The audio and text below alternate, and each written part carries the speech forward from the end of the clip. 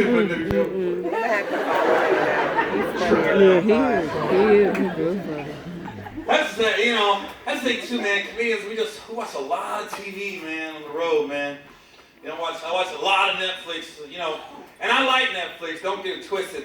I see the only real problem I have with Netflix, I don't like it that you watch certain programs, and all of a sudden you turn on Netflix, and Netflix will start giving you suggestions of what it thinks you should watch by what you've watched in the past.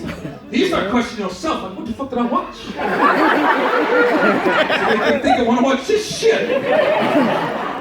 And then Netflix, they don't give the proper descriptions of a lot of the programs, right? They only give you half or it ain't accurate. Because one day, Netflix suggested I watch this show called Abducted in Plain Sight, right? So some of you seen it, right? Some of you haven't.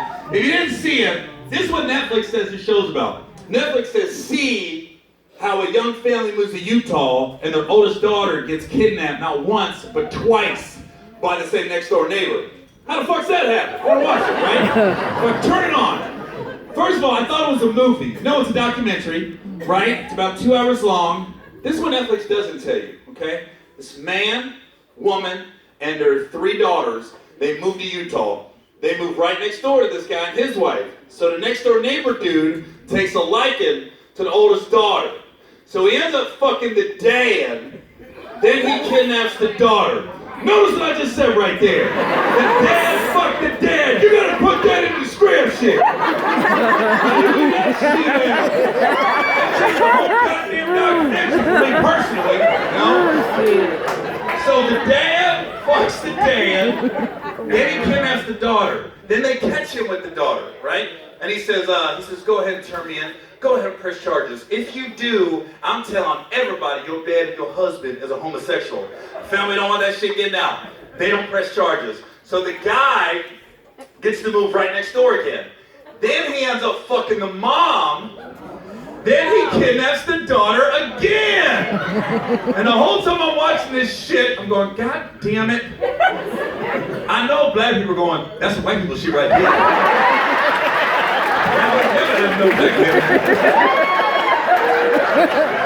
Fuck you, that's Utah white. That ain't normal white. I ain't taking that L. That's a different type of white Utah. I'm putting that on the other 49 white people. Utah white's a different type of white, clearly.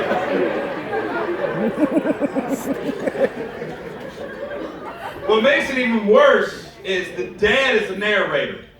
The dad tells in detail how he fucked the neighbor, He thinks somebody else go do it. No, the dad tells.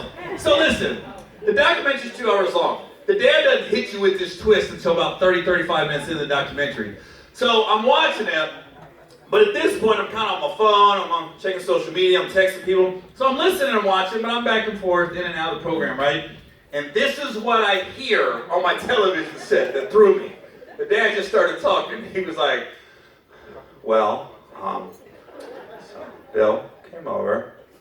And yes, we go for a drive in his car. So I got in his car, and we went for a drive. And he parked near a park. And he proceeded to tell me he's no longer happy in his marriage. And him and his wife are no longer intimate. And I looked over, and his penis was out. And he said to me, I just need a release. I just need a release. So I leaned over, and I released him. And I'm on my phone like, what the fuck? And I'm rewinding the shit. I can't turn it off. It's a fucking train wreck at this point. So I watched the whole goddamn documentary, and as soon as it's over, Netflix starts suggesting all this gay shit for me to watch all this stuff. Gary, by your viewing history, you should watch Brokeback Mountain. You should watch The Crying Game. You should watch Moonlight. If somebody would have broken my Netflix account at that moment, they'd be like, look at this bullshit gay and watch it. I knew it. I had to watch Juice 27 times, Casino twice. Bush in the hood 3 times to offset that shit.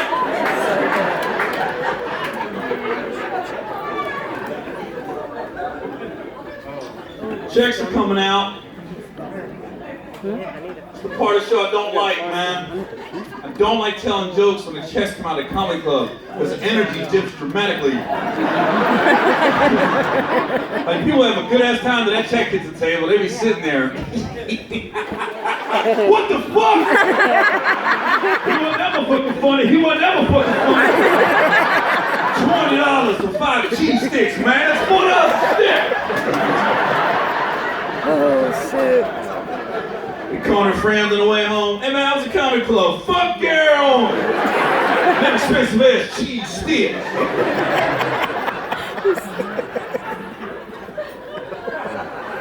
Hope everybody's credit cards are approved this evening. It's such a sickness decline, man. It's gonna happen at some point in your life, man. Your shit will get declined. Shit, my shit got declined a couple months ago. Ross for less. You don't talk about embarrassing.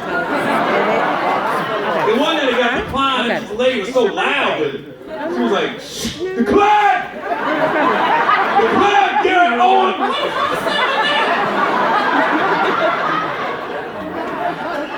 She pulled a phone up money to register. You want to call your bank?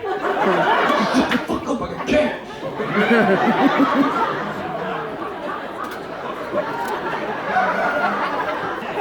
Okay.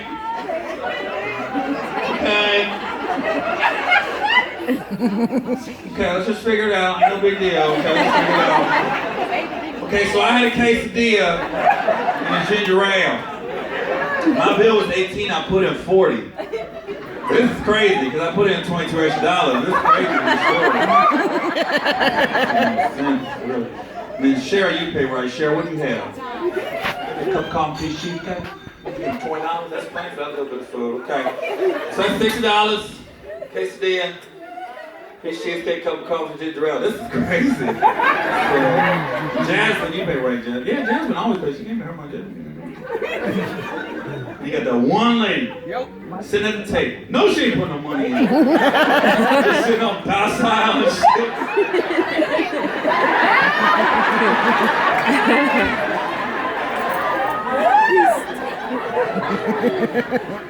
They finally call her out.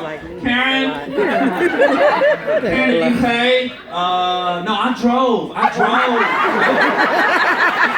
put gas in my car, so... We're in the same building, Karen.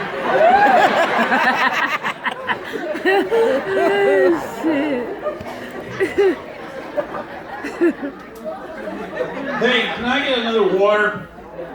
Yeah, because I don't know why I've been milking this like I can't get another one. I've been taking like really big drinks. Like this is the last water. Eric! Damn, dude, you're a little aggressive with that fucking yell. Eric! Oh, man. Louder. Garrett! Thanks, Say. There you go. Take that bullshit water. Oh, what the fuck that was? Look at that shit.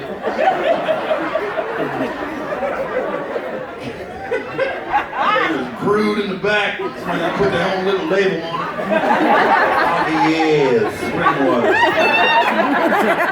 Oh, yeah, spring water. Oh, man. Oh, that's a litter. Yeah. What other shows I watching on Netflix? Oh! I'll tell you what I was watching one day. I was watching Undercover Boss on Netflix. I used to like Undercover Boss, so I watched like 6 straight episodes. I was just bored one day. And man, I don't like Undercover Boss anymore. It's like, it's all bullshit, because when you first watch it, you like it, you feel good about life. Then when you watch like 6 episodes, like it's always the same shit every episode. It's the exact same shit. It starts off, they introduce you to some CEO of some multi-million-dollar corporation, and the CEO wants to go undercover It's where the minimum wage workers are working. And he wants to work with them for one day to see how he can boost morale and productivity within his company. So usually at the beginning, Undercover Boss, they introduce you to like some 65-year-old dude, and he's like the CEO of Panera Bread, right on the Paneras, and he'll put on like a wig and some glasses and a fake mustache, and he'll just show up at Panera one day unannounced, and he'll walk in, they'll pair him up with like some 23, 24-year-old young lady, and this young lady has to train the 65-year-old man how to work the register and make lattes and soups and salads and scones. Because that's normal. 65-year-old motherfucker just showing up at Panera to work the line with the camera crew. That happens every day at Panera. And then he don't even work there all day, he only works like an hour. Like he gets to Panera at 10 a.m. and then he trains with this lady till like 11 a.m. And then they go in the back break room of Panera and they start talking, and this chick opened up her whole fucking life to this man that she's known for 1 hour. That shit don't happen in real life. I worked at Taco Bell in high school. I can't imagine some 65-year-old dude showing up at Taco Bell. I got to train him, and after an hour, he starts asking me Undercover Boss type questions. We just sit in the back of Taco Bell. So Gary, hey, thanks for training me today. You like working at Taco Bell?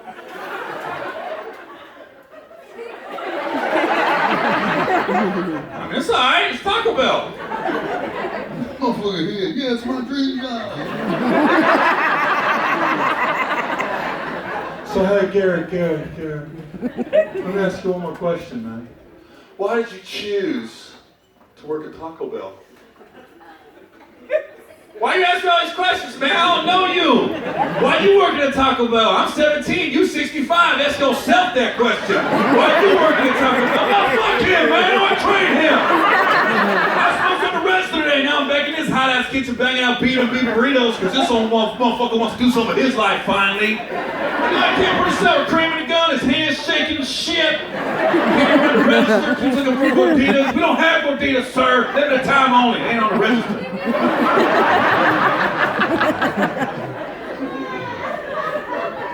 Not an Undercover Boss. You don't get answers like that. Undercover Boss, 65-year-old man gets to Panera at 10, trains with this young lady till 11. They go in the back. This chick opened up her whole fucking life to this dude. She's known for an hour. So hi. Thanks for training me there at Panera. You like working at Panera? I love it, yeah. That's everything I wanted in a job, like when I got here, I thought I'd be here 6 months tops, but here I am 3.5 years later, And now I can run the register by myself, I can make the salads by myself, I can make the stews by myself, and the cookies by myself. Because I'll tell you, I don't look at people like they're customers. When you walk through those doors, you're my family. You're a part of my family. And I want to make sure my family leaves happy. And sometimes I'll put me on the morning shift, and somebody order a latte, and I'll make them a nice hot latte, and on the way out the door, they'll look back, they'll give me a little smile. I did my job that day because they're going to be happy on their way to work with that nice hot latte. I'll be honest with you, my life didn't really have a direction when I got here. It didn't, and now it does. My life has a direction, and that direction starts with a P and ends with an A, and then the middle is an arrow. I'm on the top of that Panera Mountain, I am, and I don't know where the mountain is. When I find it, I'm going to climb it, and I'm not coming down off that mountain. I'm here, and I'm here to stay. Panera forever. But you're a beautiful young lady. You could probably choose to work anywhere. Why did you choose to work at Panera?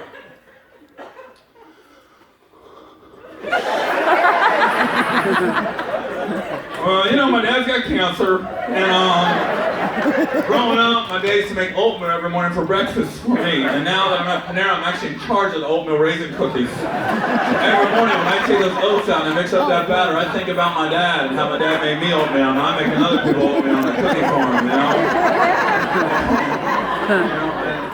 And I'll be honest with you, I love it here, but it's not perfect. It is not perfect here at Panera by a long shot. Like, if I could just say one thing about this company, I just wish we put 2 more raisins in every oatmeal raisin cookie. Because right now we put 16 raisins in every cookie, and sometimes people take a bite and they don't get a raisin in every bite. And I feel like we're shortchanging our customers because we're selling them an oatmeal raisin cookie, but we should call this oatmeal, maybe you'll get a raisin cookie. And I got a son. I got a son also. He's also why I'm here. He's my world. He's everything to me. But he's blind. He can't see shit. But he absolutely loves the smell of oatmeal raisin cookies. He does. So every morning when I take that first batch of cookies out of the oven, I close my eyes and I take a big whiff and I think, wow. This is what my son would smell if he was here right now. And for a brief moment every morning, I know my dad's in my heart and my son's in my nose. When I take those cookies out of the oven, I know it. I know it. I just know it. And I got a daughter. I got a daughter also. She's my life. My son's my world, but she's my life. But she doesn't want to be a girl anymore. She wants to be a boy. So we're saving her for the surgery right now. But I found out you got to be a Panera for 6 years to qualify for medical insurance. And I've only been here 3.5. So I got to wait 2.5 years and hopefully we can get insured. We get that surgery and we can turn Jennifer to James. That's what I'm doing right now.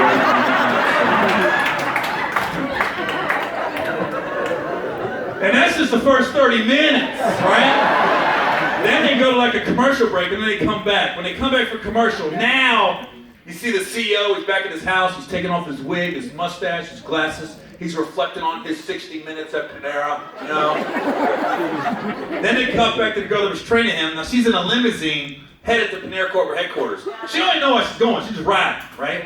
Then she gets there and they sit her in a big, beautiful office. She's just sitting down, don't know why she's there. Then they cut back to the CEO. This dude done went home, got a shower shade, got a 3-piece suit on. Now, he's looking like the CEO of a company. And then he just walks into the room where this girl sitting that just trained him like 4 or 5 hours ago. And now the girl's all confused. Because she's looking at him like, I know you, but I don't know how I know you. She's just sitting there.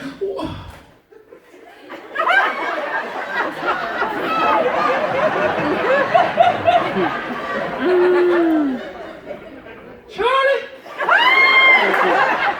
Charlie! Is that you, Charlie? Well, my name's not Charlie, first of all. My real name is Douglas Kraus. I am the CEO of Panera Bread, and I gotta tell you, that 60 minutes I spent with you today, it changed everything for me. It really did. I mean, I saw your passion for our customers. I saw your enthusiasm for Panera, and I said to myself, wow, this is the young lady we need here for a long, long time. So after I left you today, I took a few steps to ensure your place at Panera for years to come. Okay, the first thing I did when I left you, I made a $10,000 donation to the Cancer Society in your father's name. That's the first thing I did. The second thing I did, I ordered 30,000 raisins to be distributed all throughout the country. So tomorrow morning, we're going to put 2 more raisins in every cookie, and we're going to guarantee a raisin in every bite thanks to you. I appreciate that very much. And then you told me about your son, and how your son's blind. And I wasn't okay with that, I wasn't. So I want to help you and your son out, and I want to give your son my eyes. I want to take my eyes out and give them to your son. What the fuck?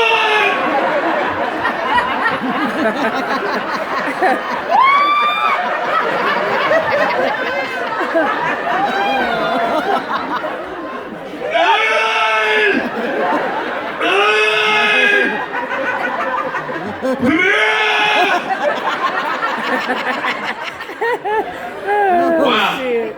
Oh my God. Let it out, you deserve it, let it out. And then you told me about your daughter.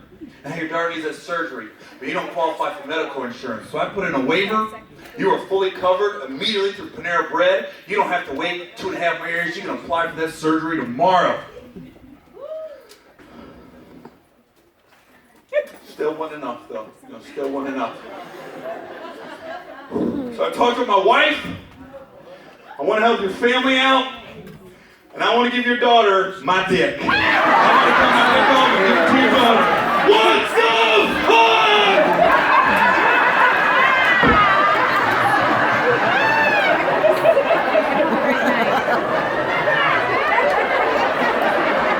Do you need change on this? No.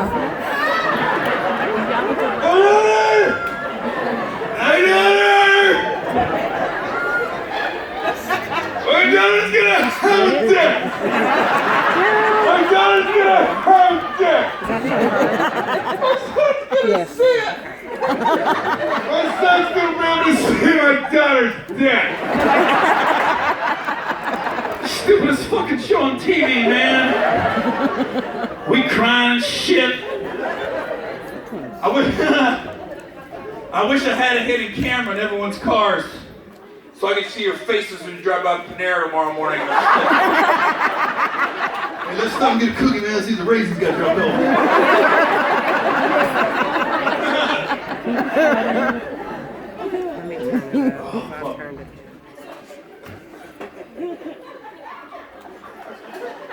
Nice to see all these happy couples in the front.